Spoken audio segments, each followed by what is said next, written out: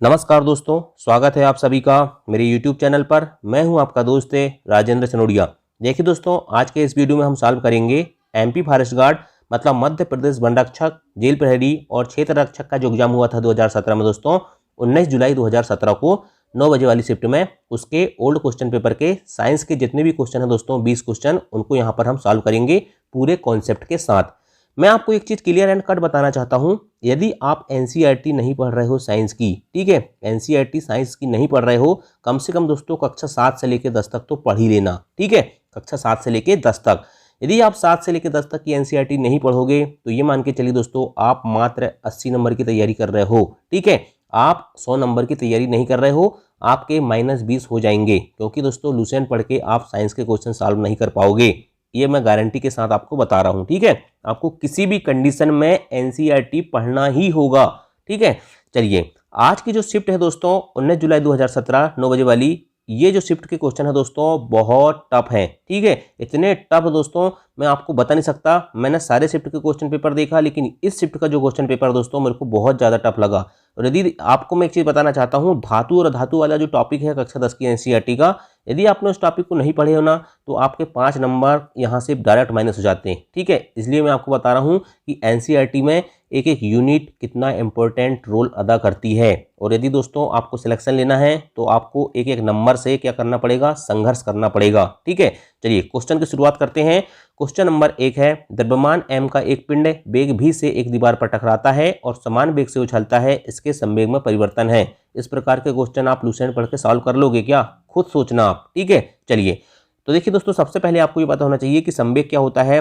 संवेग दोस्तों इसको कहते हैं, p से डिनोट करते हैं, संवेग बराबर होता है m इंटू v, ठीक है। m क्या होता है, मॉस मतलब द्रव्यमान, v होता है वेलोसिटी मतलब वेग, ठीक है। संवेग बराबर द्रव्यमान गुणित वेग, मतलब दोस्तों द्रव्यमान और वेग के गुणनफल को संवेग कहते हैं। याद रखना, संवेग एक सदिश राशि होती है, मतलब दोस्तों इसमें दिशा के साथ साथ परिमाण की आवश्यकता भी होती है, मतलब परिमाण के साथ साथ दिशा की आवश्यकता होती है उसे सदिश, और जिसमें केवल परिमाण हो उसे अदिश कहते हैं। अच्छा, संवेग का मात्रा क्या होगा? द्रव्यमान का मात्रा क्या होता है? किलोग्राम। और वेलोसिटी मतलब वेग, वेग मतलब दोस्तों चाल, चाल का मात्रक होता है मीटर प्रति सेकंड, तो किलोग्राम मीटर प्रति सेकंड दोस्तों किसका मात्रक हो जाएगा?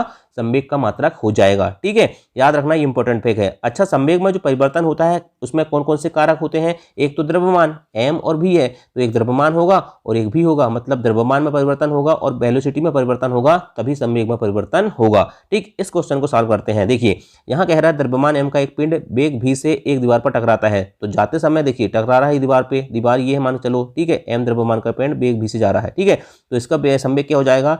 m इंटू v हो जाएगा, ठीक है, m इंटू v हो जाएगा। अच्छा, वापिस जा रहा है तो क्या होगा? ये भी m इंटू v होगा, ठीक है, क्योंकि वहाँ मास भी इक्वल है और वेलोसिटी भी समान वेग कह रहा है, ठीक है, तो यहाँ भी m भी होगा, लेकिन विपरीत दिशा में आ रहा है दोस्तों, इसलिए क्या हो जाएगा? -mv हो जाएगा। मतलब दोस्तों जाते समय m भी और आते समय -mv हो जाएगा। तो संवेग में परिवर्तन कितना होगा? देखिए, संवेग में जो परिवर्तन होता है दोस्तों, लास्ट माइनस पहला करते हैं, मतलब दोस्तों अंतिम परिवर्तन माइनस पहला परिवर्तन करते हैं।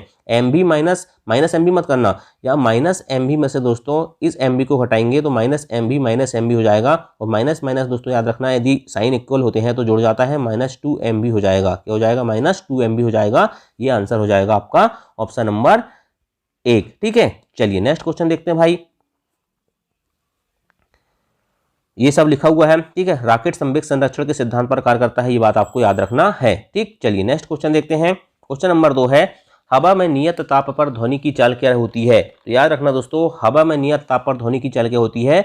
दाब में वृद्धि के साथ समान रहती है। कैसी रहती है? दाब में वृद्धि के साथ समान रहती है। मैंने ध्वनि वाला टॉपिक आपको स्पेशली पढ़ा चुका हूँ, ठीक है। यदि नहीं देखो वीडियो तो जाके देख लेना, बहुत क्वेश्चन आते हैं इस टॉपिक से भी, ठीक है, ध्वनि वाले से। देखिए, ध्वनि जो होती है दोस्तों याद रखना, ध्वनि तरंग जो होती है यांत्रिक तरंग होती है। क्यों होती है यांत्रिक तरंग? क्योंकि उसमें कंपन उत्पन्न होते हैं। अनुदैर्ध्य तरंग होती है। देखिए, ध्वनि अनुदैर्ध्य तरंग है और प्रकाश की होती है अनुप्रस्थ तरंग होती है, ठीक है। मैंने बताया था पैरेलल वाला जो मैटर होता है, ठीक है, और परपेंडिकुलर वाला जो मैटर होता है, ठीक है। तो अनुदैर्ध्य में क्या होता है दोस्तों? समांतर चलती है, इसलिए उसको अनुदैर्ध्य तरंग कहते हैं। ध्वनि याद रखना दोस्तों निर्वात में गमन नहीं कर सकती। यदि आप अंतरिक्ष में जाकर दोस्तों कुछ बात करोगे तो एक दूसरे की आवाज आपको सुनाई नहीं देगी, मतलब ध्वनि निर्वात में गमन नहीं कर सकती। ध्वनि गमन के लिए दोस्तों याद रखना माध्यम या मीडियम की आवश्यकता होती है।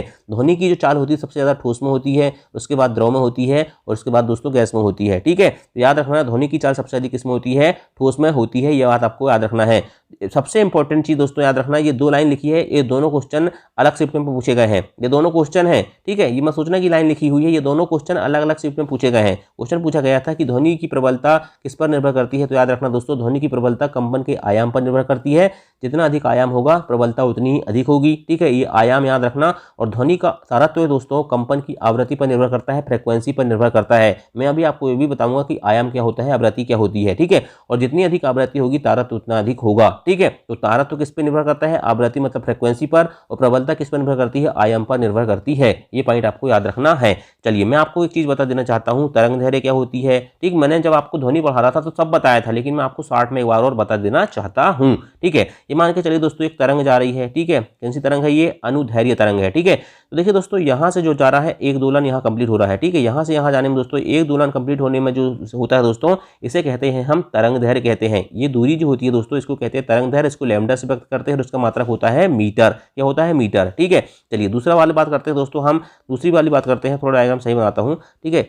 चलिए ये हो गया, ठीक है। ये फिर से बनाया मैंने डायग्राम, ठीक है। तो याद रखना दोस्तों आवृत्ति क्या होती है, मान के चलो दोस्तों यहाँ से ये पॉइंट है ना, तो एक सेकंड, एकांक समय कुछ भी हो सकता है, 1 सेकंड हो सकता है, 1 घंटा हो सकता है। तो एकांक समय में दोस्तों जितने दोलन वहां से गुजरते हैं उसे उसकी आवृत्ति कहते हैं, फ्रीक्वेंसी कहते हैं, और उसका मात्रक होता है हर्ट्ज। क्या होता है, फ्रीक्वेंसी का मात्रक होता है हर्ट्ज, ठीक है। चलिए तीसरा दोस्तों आवर्तकाल की बात करते हैं। देखिए दोस्तों एक दोलन पूरा करने में मतलब यहाँ से लेके यहाँ तक जाने में दोस्तों जितना समय लगता है उसे आवर्तकाल कहते हैं। आवर्तकाल को टी से डिनोट करते हैं और उसका मात्रक होता है सेकंड, ठीक है। चलिए एक और चीज बता देना चाहता हूं दोस्तों आपको, आयाम क्या होता है। देखिए आयाम जो होता है दोस्तों, ये देखिए डायग्राम, ये जो आयाम जो होता है दोस्तों मूल स्थिति के ऊपर और नीचे जितना दोस्तों क्या होता है विस्थापन होता है उसे क्या कहते हैं, आयाम कहते हैं। ये सारी चीज आपको मैंने बता चुका था, आज फिर बता दिया, ठीक। इंपॉर्टेंट पॉइंट है, ध्वनि की प्रबलता कंपन के आयाम पर निर्भर करती है और ध्वनि का तारतम्य दोस्तों कंपन की आवृत्ति पर निर्भर करती है। यहाँ पर दोस्तों क्वेश्चन क्या था कि हवा में नियत ताप पर ध्वनि की चाल कैसी रहती है, तो याद रखना दोस्तों दाब में वृद्धि के साथ भी क्या रहती है, समान रहती है। ये पॉइंट आपको याद रखना है। चलिए नेक्स्ट क्वेश्चन देखते हैं। संरचना के स्तर देखे जा सकते हैं, तो याद रखना दोस्तों संरचना के स्तर आपको बहुकोषीय जीवों में देखने को मिलेंगे। क्यों, क्योंकि वो बहुत सारी कोशिकाओं से मिलकर बनते हैं। तो याद रखना दोस्तों एक कोशिकीय जीव मतलब क्या होता है, एक कोशिका से मिलकर बनता है, और बहुकोषीय जीव मतलब दोस्तों 2 या 2 से अधिक कोशिकाओं से मिलकर बनता है। एक कोशिकीय जीव की उदाहरण याद रखना, अमीबा, पैरामीशियम, क्लेमिडोमोनास और बैक्टीरिया। क्वेश्चन ऐसा भी आता है कि एक कोशिकीय जीव कौन सा है, या ऐसा भी आता है कि एक कोशिकीय जीव कौन सा नहीं है, ठीक है। तो याद रखना अमीबा, पैरामीशियम, क्लेमिडोमोनास और बैक्टीरिया ये क्या है, एक कोशिका से मिलकर बने हैं, एक कोशिकीय जीव है। वही बहुकोषीय जीव की बात करते हैं दोस्तों, तो कवक जिसे फंजाई कहते हैं, पादप हो गया, जंतु हो गया या मनुष्य हो गया, ये सब के यहाँ दोस्तों ये बहुकोषीय जीव होते हैं। ये बहुत सारी कोशिकाओं से मिलकर बनते हैं। और याद रखना शरीर की संरचनात्मक और क्रियात्मक इकाई जो होती है दोस्तों उसको किसको कहते हैं, तो शरीर की संरचनात्मक और क्रियात्मक इकाई कोशिका को कहते हैं। संरचनात्मक क्यों कहते हैं दोस्तों, क्योंकि उससे उसकी संरचना होती है। क्रियात्मक क्यों कहते हैं दोस्तों, क्योंकि कोशिका से सभी कार्य होते हैं। अच्छा कोशिका की खोज किसने की थी दोस्तों, मैंने आपको कोशिका वाला टॉपिक जब पढ़ा रहा था बताया था, याद रखना रॉबर्ट हुक ने दोस्तों किसकी खोज की थी, कोशिका की खोज की थी। प्याज वाला जो उदाहरण देकर समझाया था, ठीक है। प्याज काटते ना, बस समझ लिए आपने, ठीक है। चलिए नेक्स्ट क्वेश्चन। लकड़ी उदाहरण है दोस्तों, पूर्ण पारदर्शी बिल्कुल नहीं है, अंश पारदर्शी बिल्कुल नहीं है, बहुलक है क्या, नहीं है, अपारदर्शी बिल्कुल अपारदर्शी है। लकड़ी को आर पार देखा जा सकता है क्या, नहीं देखा सकता, ठीक है। इसलिए क्या है, अपारदर्शी है, ठीक है। चलिए देखो दोस्तों मैं आपको पदार्थ से संबंधित कुछ इंपॉर्टेंट चीज बताना चाहूंगा, ठीक है। कुछ विधियां हैं जो इंपॉर्टेंट है। दही से मक्खन को कौन सी विधि से अलग किया जाता है, अपकेंद्रण से, ठीक है। समुद्री जल से नमक को बाष्पीकरण से, नमक से कपूर ऊर्ध्वपातन से। ऊर्ध्वपातन क्या होता है दोस्तों, ठोस से सीधे गैस और गैस से सीधे ठोस, ठीक है। पुष्प की पंखुड़ियों से विभिन्न रंजक जो निकाले जाते हैं दोस्तों क्रोमेटोग्राफी से निकाले जाते हैं। समुद्री जल से प्राप्त नमक में दोस्तों बहुत सी अशुद्धियां होती हैं, ठीक है। नमक तो हम बाष्पीकरण से बना लेते हैं, लेकिन उसमें बहुत सारी अशुद्धियां होती हैं। उन्हें दूर करने के लिए दोस्तों क्रिस्टलीकरण का उपयोग किया जाता है। कौन सी विधि का उपयोग किया जाता है, क्रिस्टलीकरण विधि का उपयोग किया जाता है। मैं जितने भी पॉइंट बता रहा हूं ना, इनको आप हल्के में मत लेना। यदि आप इनको हल्के में लोगे तो आपको एग्जाम हॉल में बहुत दिक्कत होगी। सारे पॉइंट इंपॉर्टेंट है और मैं इनको सब टॉपिक वाइज डिटेल जब पढ़ा रहा था तो वहां अच्छे से समझा चुका हूं, ठीक है। नेक्स्ट क्वेश्चन देखते हैं।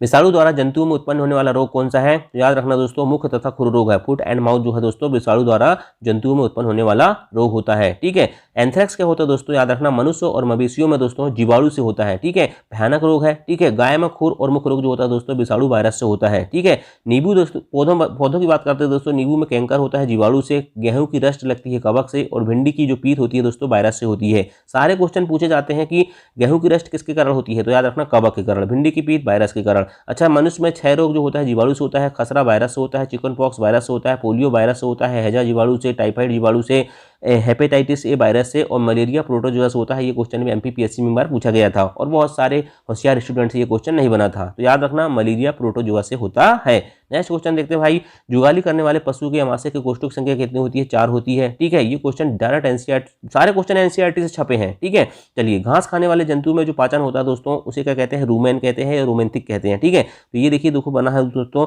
और डायरेक्ट लिखा हुआ। तो दोस्तों क्या होता है कि क्या आपने गाय भैंस घास खाने वाले शाकाहारी जंतु को देखा है? भी उस समय भी लगातार जुगाली करते रहते हैं, मुंह चलाते रहते हैं ना। ठीक है, भी कुछ भी नहीं खाते, तो क्या होता है वो जितना भी चीज खाते हैं घास जल्दी जल्दी खाते हैं और अमाशय में क्या कर लेते हैं? भंडारित कर लेते हैं, मतलब पेट में उसको एकत्रित कर लेते हैं। फिर धीरे धीरे क्या करते हैं? उसको मुंह में लाते हैं दोस्तों, इसलिए मुंह चलाते हैं। ठीक है, तो रुमेन में अमाशय 4 भागों में बटा होता है। ठीक है, रुमेन में भोजन का आंशिक पाचन होता है जिसे जुगाल कहते हैं। ठीक है, परंतु बाद में जंतु इसको छोटे छोटे पिंडकों के रूप में मुख में लाता रहता है, ठीक, और चबाता रहता है, उसी को कहते हैं जुगाली कहते हैं। ठीक है, तो यहाँ डायरेक्ट देखिए लिखा हुआ है कितने कोष्ठ में बटा रहता है? 4 भाग में बटा रहता है, 4 भाग में बटा रहता है। ठीक है, इसलिए यहाँ से क्वेश्चन डायरेक्ट पूछा गया था। ठीक है, प्राणियों में पोषण वाली यूनिट से ये क्वेश्चन आया था।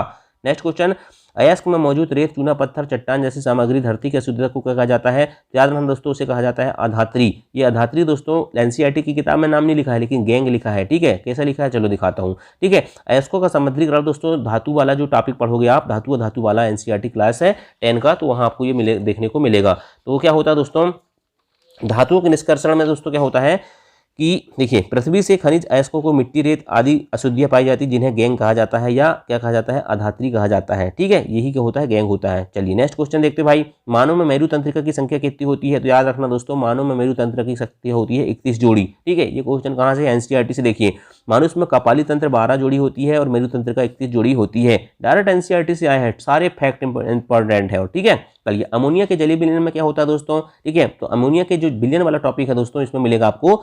आप थोड़ा सा यदि दिमाग लगा के पढ़ोगे एनसीईआरटी को ना, तो ये क्वेश्चन आपके लिए बिल्कुल चुटकी में सॉल्व हो जाते हैं। ठीक है, डिटेल से पढ़ना पड़ेगा। लेकिन अमोनिया के जलीय विलयन में क्या होता है दोस्तों? तो यहाँ देखना NH+ और OH- ये दोनों आयन में क्या हो जाता है? विभाजित हो जाता है। NH4+ और OH- में विभाजित हो जाता है। कौन?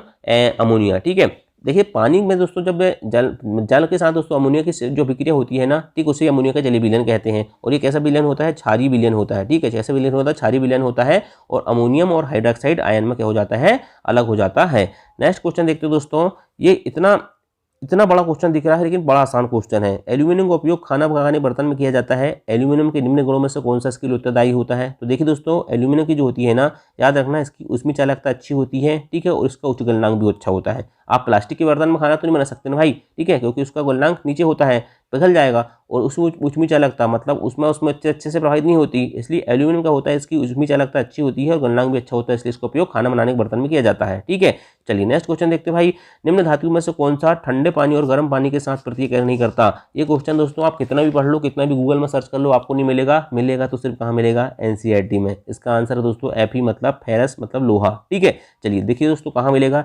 एल्यूमिनियम, आयरन तथा जिंक। आयरन दोस्तों क्या होता है? Fe होता है ना, Fe से डिनोट करते हैं ना, ये होता है Fe। ठीक है, एल्यूमिनियम, आयरन तथा जिंक जैसी धातुएं ना तो शीतल जल के साथ और न ही गर्म जल के साथ अभिक्रिया करती हैं।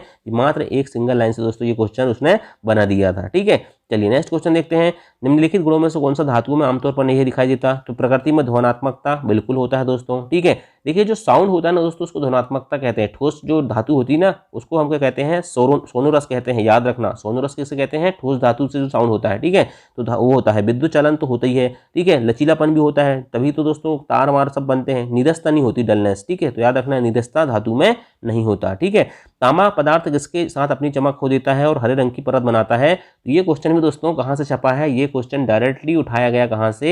एनसीईआरटी से। ठीक है, और इसमें कॉपर कार्बोनेट और मूल कॉपर कार्बोनेट ये 2 ऑप्शन लिखे हैं, तो आपको बड़ी समस्या होगी। ठीक है, अगर आपने बिल्कुल एनसीईआरटी नहीं पढ़े हो तो आपको तो बहुत ज़्यादा समस्या होने वाली है। ठीक है, ये क्वेश्चन कहाँ से आया मैं आपको बताता हूँ। देखिए हैं, इसका स्क्रीनशॉट लिया था दोस्तों, उसमें डायरेक्ट लिखा है मूल कॉपर कार्बोनेट। ठीक है, मूल कॉपर कार्बोनेट लिखा है। ठीक है, इसलिए मैं आपको बोलता हूं दोस्तों कि यदि आप नहीं पढ़ोगे, ठीक है, देखिए क्या होता है, जो होता है ना दोस्तों कॉपर, ठीक है, तो वायु में क्या होता है? कार्बन डाइऑक्साइड होती है, उसके साथ अभिक्रिया करता है क्या? कॉपर। ठीक है, तो उससे क्या होता है? उसमें भूरे रंग की परत चढ़ जाती है। कितने रंग की परत चढ़ जाती है? भूरे रंग की परत चढ़ जाती है और हरे रंग की परत चढ़ जाती है। कितने रंग की? भूरे रंग समाप्त हो जाता है, कॉपर का जो भूरा रंग होता है वो समाप्त हो जाता है और हरे रंग की परत चढ़ जाती है। ठीक है, तो यही क्या होता है दोस्तों? मूल कॉपर कार्बोनेट होता है। कौन सा कार्बोनेट होता है? मूल कॉपर कार्बोनेट होता है। याद रखना, कॉपर कार्बोनेट नहीं होता, मूल कॉपर कार्बोनेट। ये क्वेश्चन डायरेक्ट एनसीईआरटी में बिल्कुल शब्द सहित लिखा है। ठीक है, चलिए नेक्स्ट क्वेश्चन। अच्छा, चांदी जो काली होती है वो किसके कारण होती है? तो सिल्वर सल्फाइड की परत के कारण होती है। ठीक है, याद रखना। लोहा में जो भूरे रंग की परत चढ़ती है उसको जंग कहते हैं। ठीक है, लोहा वाली जंग होता है। ठीक है, याद रखना। नेक्स्ट क्वेश्चन देखते हैं भाई। सभी खाद्य श्रृंखलाओं में प्रथम कड़ी है कौन सी है? तो याद रखना दोस्तों, उत्पादक, उपभोक्ता और घटक पढ़े होंगे। तो उत्पादक कौन होता है? हरे पौधे होते हैं। तो प्रथम खाद्य श्रृंखला प्रथम कड़ी कौन होती है? उत्पादक होते हैं। ये पर्यावरण वाला टॉपिक है दोस्तों, कक्षा 10 का, ये पढ़ लेना भाई, है ना। 1 किलोग्राम द्रव्यमान 1 जूल की गतिज ऊर्जा रखता है, तब उसकी चाल क्या होगी? ठीक है, चलिए देखिए, ये क्वेश्चन भी बड़ा इंपॉर्टेंट है। ठीक है, इस टाइप के न्यूमेरिकल आते हैं। तो देखिए दोस्तों, आपको पता होगा कि गतिज ऊर्जा का फार्मूला होता है 1/2 mv²। एम कितना दिया हुआ भाई? 1 किलोग्राम दिया है, 1 लिख दिए। भी कितना दिया हुआ भाई? भी यहाँ पर हमको ज्ञात करना है, वेलोसिटी याद करना है। ठीक है, तो देखिए इसको करेंगे हम। देखिए जूल मतलब ऊर्जा दी हुई है, यहाँ दिया है एनर्जी दी है 1। ठीक है, 1/2 m कितना हो गया? 1 हो गया। भी स्क्वायर हमको ज्ञात करना है, भी ज्ञात करना है। ठीक है, तो ये 2 इधर आ जाएगा, तो भी स्क्वायर बराबर हो जाएगा 2। तो भी बराबर हो जाएगा √2, और √2 का मान कितना होता है? 1 कितना होता है? 1.414 होता है। ठीक है, तो याद रखना 1.4 मीटर प्रति सेकंड हो जाएगा। ठीक, एकमात्र सिंगल कॉन्सेप्ट से आपको पता है। अच्छा, स्थितिज ऊर्जा बराबर क्या होता है? तो mgh होता है, जहाँ g क्या होता है? गुरुत्वीय त्वरण होता है, और उसका मान होता है g बराबर 9.8 मीटर प्रति सेकंड स्क्वायर। ठीक, ये सारी चीज़ आपको पता होना चाहिए भाई। ठीक है, सोडा एसिड से आग कैसे बुझ जाती है? तो हवा की आपूर्ति कटने पर। देखिए दोस्तों, जैसे ही हम क्या करते हैं, इसको डालते हैं ना, तो वहाँ हवा क्या होती है? हवा रुक जाती है। क्या होता है? मान के चलो कहीं आग लगी, ये उदाहरण के लिए आग लगी, तो आपने सोडा एसिड डाल दिए ना, तो यहाँ कार्बन डाइऑक्साइड गैस जाती है, ऑक्सीजन क्या होती है वहाँ पर? कम हो जाती है, कट जाती है। ठीक है, उससे आग बुझ जाती है। जैसे सिनेमा में देखे होगे, पेट्रोल पंप में देखे होगे, तो वो क्या होता है? सोडा एसिड ही होता है। ठीक है, चलिए नेक्स्ट क्वेश्चन देखते हैं भाई। एक विद्युत अपघट्य क्या होता है? एक द्रव जो धारा का चालन करता है, मैंने कितने बार बता चुका हूँ विद्युत अपघटन को। एक द्रव जो धारा का चालन करता है उसे विद्युत अपघट्य कहते हैं। ठीक है, और विद्युत लेपन क्या होता है? विद्युत द्वारा किसी पदार्थ पर वांछित धातु की परत चढ़ाने को विद्युत लेपन कहते हैं। जैसे मान चलो कोई जो सोना वोना की चीज़ें पहनते हैं ना नकली वाले, तो लोहा के ऊपर सोने की पालिश कर लेते हैं, उसको विद्युत लेपन कहते हैं। ठीक है, चलिए। जिनकी संरचना इकाई क्या होती है दोस्तों? डीएनए। कितने बार बता चुका हूँ मैंने आपको? हजारों बार बता चुका हूँ। जितने बार जब से पढ़ा रहा हूँ तो बता रहा हूँ कि जिनकी संरचना इकाई क्या होती है? डीएनए होती है। ठीक है, ठीक है, डीएनए और प्रोटीन से मिलकर बने होते हैं। ठीक, चलिए नेक्स्ट क्वेश्चन देखते हैं भाई।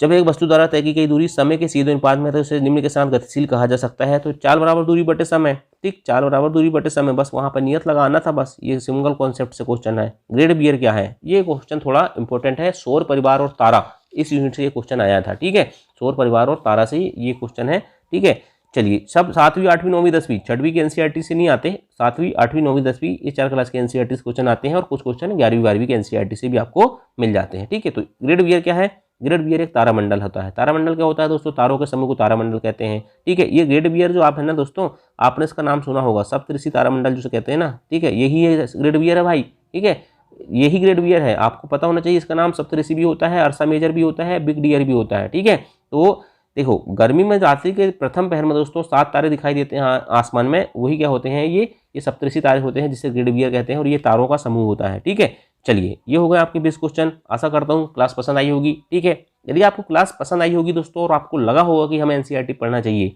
तो लाइक जरूर करना। Thank you. जय हिंद, जय भारत।